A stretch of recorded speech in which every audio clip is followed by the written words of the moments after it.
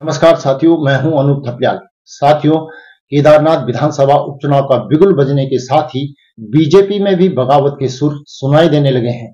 Ticket का ऐलान अभी तक हुआ नहीं है, लेकिन उससे पहले जो दावेदार हैं वह दबाव की राजनीति में जुटे हुए हैं। अपने स्तर पर प्रेशर पॉलिटिक्स भी की जा रही है और यह जताने की कोशिश हो रही है कि सबसे मजबूत वही हैं, इसीलिए टिकट उनको ही मिलना चाहिए। और इस कड़ी में ऐश्वर्या रावत का नाम भी शामिल है। ऐश्वर्या रावत ने सोशल मीडिया पोस्ट पर अपनी मां शैला रानी रावत की ओर से किए गए कामों का जिक्र किया है। केदारनाथ विधानसभा के लिए जो जो चीजें थी उन सब बातों को वह बता रही हैं और जो 600 करोड़ की परियोजनाओं का अभी अभी हाल ही में घोषणाएं हुई हैं उसके बारे में भी उन्होंने जिक्र किया है। यहाँ तक तो सब ठीक है, लेकिन ऐश्वर्या रावत ने आगे जो लिखा है वह बीजेपी की इंटरनल पॉलिटिक्स की पोल खुल रहा है।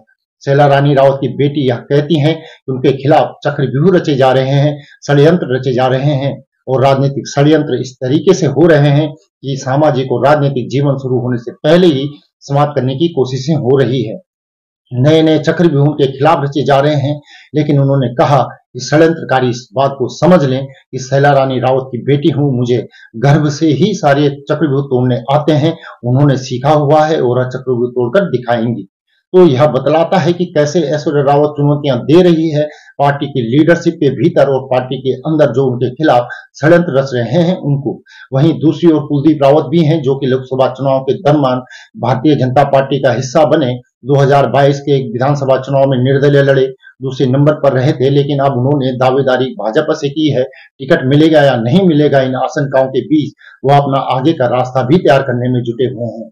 उनके कई बयान सोशल मीडिया पर वायरल हो रहे हैं जिसमें यह दावा करते नजर आ रहे हैं कि आगे क्या होगा ये कार्यकर्ता तय करेंगे, यानी टिकट मिलेगा या नहीं मिलेगा उसके बाद सारी चीजें, सारी रणनीति आगे बढ़ेगी। वहीं आशा नोटियाल भी दावेदार हैं टिकट की, लेकिन फिलहाल वह खामोशी से सब कुछ देख रही हैं, समझने की कोशिश कर रही हैं कि आगे क्या होगा। इस पर उनकी निगाहें भी हैं, लेकिन यह चुनाव क्योंकि दिलचस्प है इसलिए तमाम तरीके के सवाल बीजेपी के भीतर उठ रहे हैं।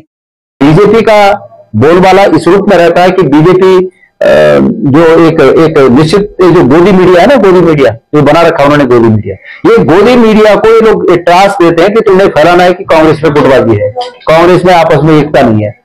अभी अगर बीजेपी में इतनी बड़ी एकता है तो राज्य इकाई ने केदारनाथ विधानसभा के उपचुनाव के लिए इतने नाम क्यों भेज दिए दिल्ली पैनल में? एक ही नाम भेजते ना अगर उनमें एकता है तो चूंकि एकता उनमें भी नहीं है, प्रतिस्पर्धा वहां भी है, इसलिए अपने सिर की बला टालने के लिए दिल्ली भेज दिया गया।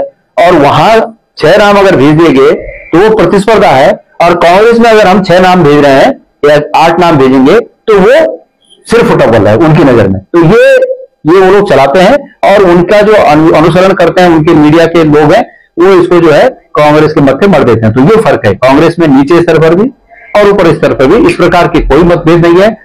बीजेपी खुद को अनुशासित पार्टी कहती है, लेकिन केदारनाथ उपचुनाव के दौरान फिलहाल यह अनुशासन तार तार ही दिख रहा है। अभी तो उम्मीदवार का ऐलान भी नहीं हुआ है और जब टिकट बंट जाएगा उसके बाद तकरार और भी तीखी हो सकती है, यह तय है। ऐसे में बद्रीनाथ और मंगलौर की हार के बाद केदारनाथ का नतीजा भी विपरीत आया तो बीजेपी के लिए संकट गहराएगा। इसीलिए दावेदारों की अलग अलग तरीके की बयानबाजी से पार्टी नेतृत्व की चुनौतियां कम होने का नाम नहीं ले रही हैं। कुलदीप रावत तो यहां तक कह चुके हैं कि डैमेज कंट्रोल की कोशिशें अभी से हो रही हैं और उन्हें मंत्री स्तर का पद देने तक का लालच दे दिया गया है। यह सब बतलाता है कि बीजेपी के सामने बड़ा संकट है और आने वाले दिनों में यह और भी ज्यादा बढ़ सकता है।